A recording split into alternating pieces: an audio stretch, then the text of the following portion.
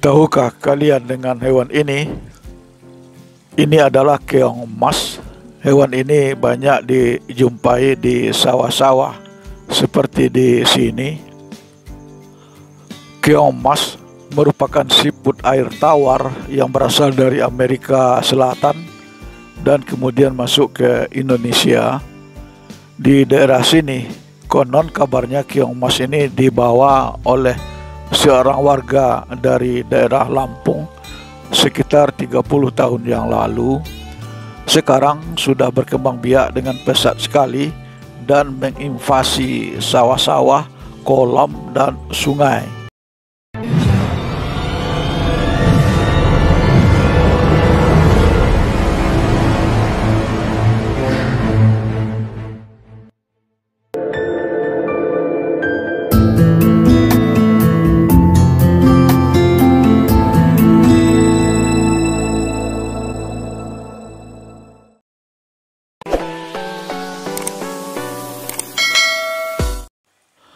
Keong emas atau nama ilmiahnya Pomacea memiliki ciri-ciri khusus yang dapat digunakan untuk membedakan dengan keong jenis lain yang hidup pada habitat yang sama, yaitu siput sawah atau tutut yang dapat dimakan manusia.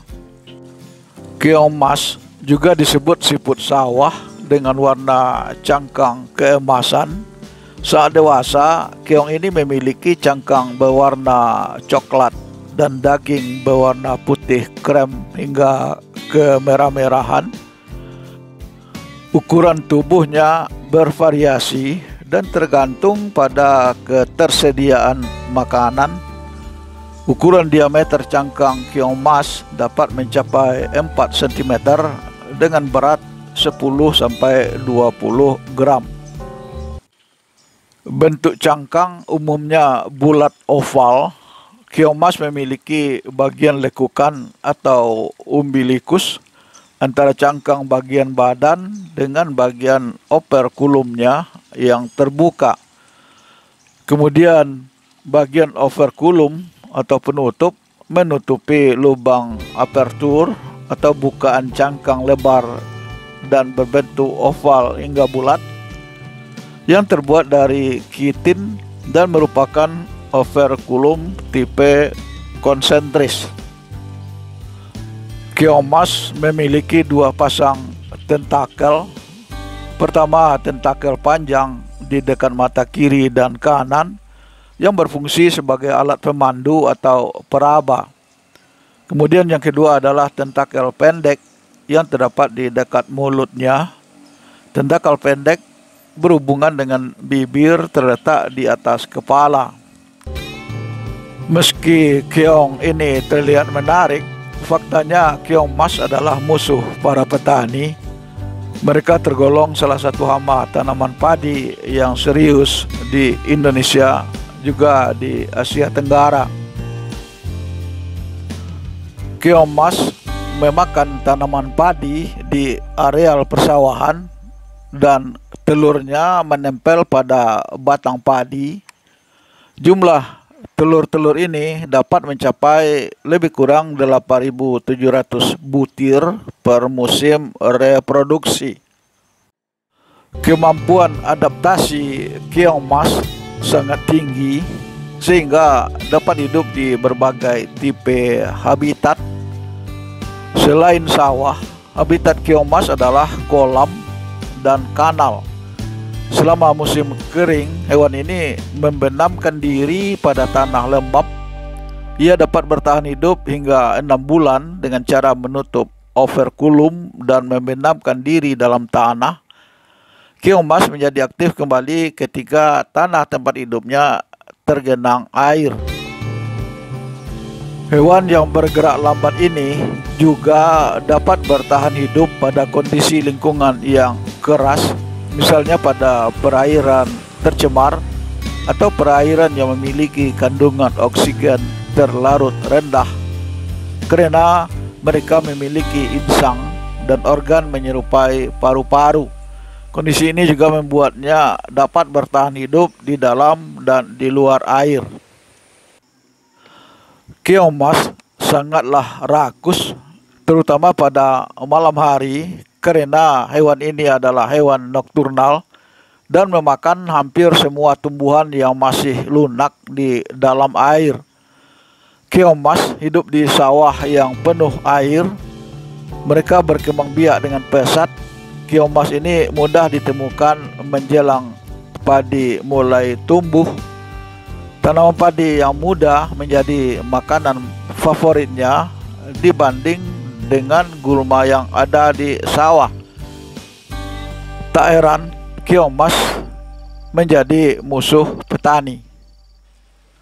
Selain padi, tumbuhan air seperti ganggang, azolla, dan enceng gondok menjadi makanan favorit keong ini.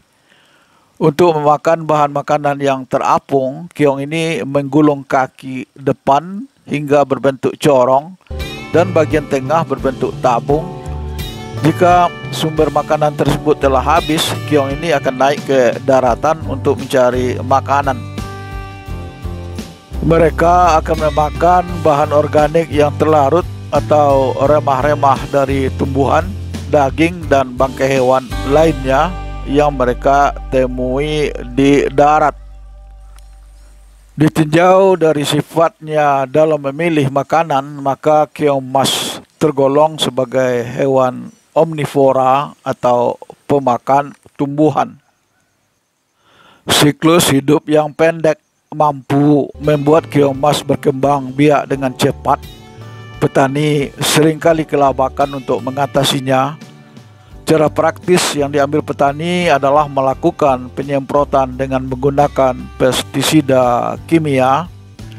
Namun, hal ini tidak langsung mengurangi dampak serangan. Untuk menguranginya, maka petani juga perlu mengambil dan memusnahkan telur keong mas tersebut. Meskipun mendapat predikat sebagai hama padi yang paling dimusuhi petani, ternyata ada sisi baik keong mas. Dilansir dari detiklife.com bahwa keong mas disebut memiliki kandungan gizi, asam omega 3, 6, dan 9. Dari hasil uji proksimat, kandungan protein pada keong ini berkisar antara 16 hingga 50%. Apabila setiap orang dewasa perlu mengonsumsi protein sedikitnya 1 gram per kilogram berat tubuhnya, maka keong mas dapat menjadi sumber protein alternatif ketimbang memusnahkannya sebagai hama tanaman padi. Kabar baik yang lain, salah satu petani yang berasal dari Pulau Jawa memanfaatkan telur keong mas menjadi pupuk penyubur tanaman. Kandungan protein yang tinggi pada telur keong mas dapat menghasilkan probiotik untuk mempercepat proses fotosintesis tanaman. Probiotik ini dapat membantu meningkatkan kualitas hasil panen setidaknya 30% karena tanaman memiliki kemampuan untuk menyerap pupuk lebih baik, membantu tanaman yang kuat dan tahan penyakit. Sebenarnya di beberapa daerah, keong mas ini juga sudah dimanfaatkan oleh petani sebagai pakan ikan lele atau pakan itik. Cuma yang merepotkan adalah memisahkan cangkangnya.